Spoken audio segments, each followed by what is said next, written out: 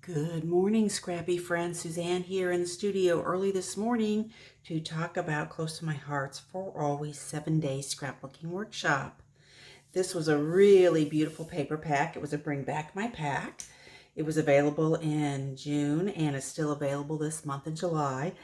I picked up the product bundle. It is the best deal. It is discounted. And if you want to do the workshop and you don't want to have to buy the stamps separately and you don't need page protectors in your scrapbooking workshop kit, then definitely the product bundle is the best deal. Okay, let's get to it. This featured 2 beautiful stamp sets. The Love Doily, which it used a lot, and then we had 2 other sentiments here. We had Together Forever and Celebrate Love. We made good use of those. And then we had 3 of these In the Background stamp set. And I especially love this floral. It is very forgiving if you have to line it up and repeat it several times. The way they laid out the pattern just works wonderfully. Very well done. Good job, close to my heart. Okay, here is the first one. Isn't this beautiful? I can see why they brought back this paper. It's just gorgeous. This layout features all of these stripes. This one here we did with the background stamp. We used the doily both in its full form and we stamped a lot of them and fussy cut them out. Fussy cutting them wasn't really as bad as you might think because it's a subtle curve in and a subtle curve out. And once you do a couple of the doilies, you really get into the sort of repetitive, easy motion of it. I love how we've decorated the tag here. I decided to pull in a little silver instead of doing my outlining in black.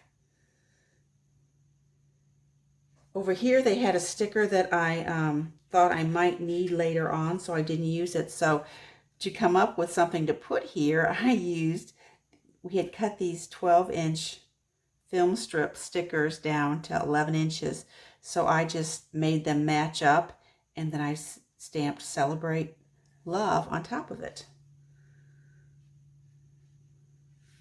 Always have to look forward to make sure I'm going to have enough stickers if I'm going to do some extra pages.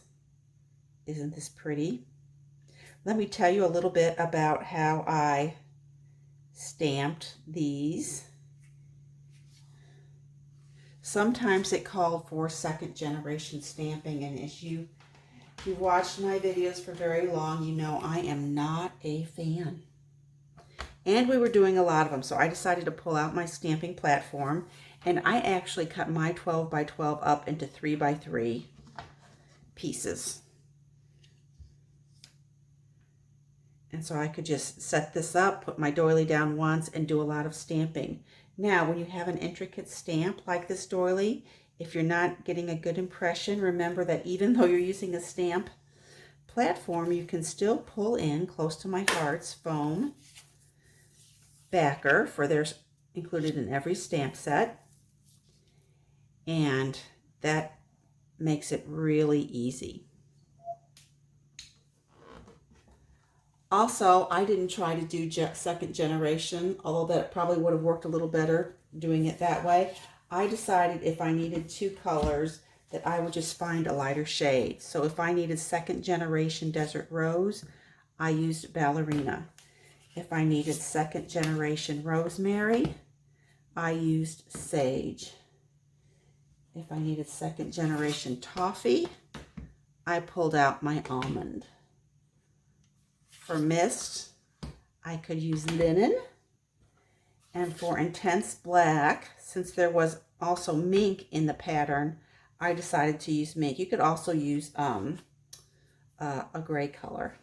So just letting you know how well colors coordinate. Okay, next up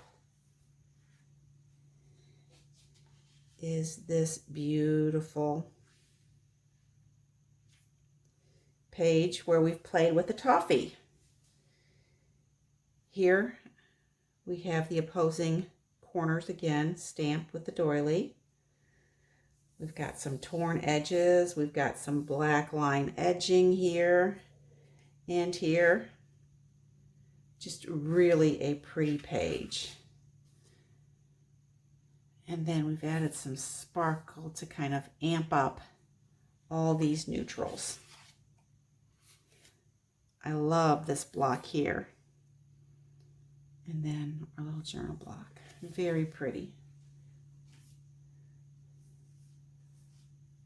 Okay, here's the next one. Look at all the stamping we've done here in the background. I really like this. We've got the full image in the background, and then we've highlighted it with the cut out smaller layers. We've also used some white journaling pen on the black, as well as black lines on the white and the desert rose. Very, very pretty.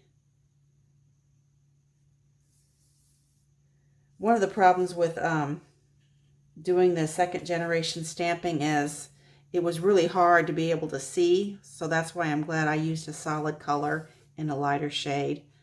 I didn't have any trouble being able to cut out my shapes. Pretty.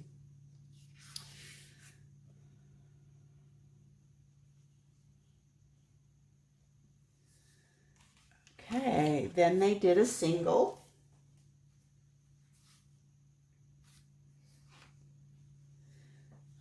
This one had some fun techniques on it.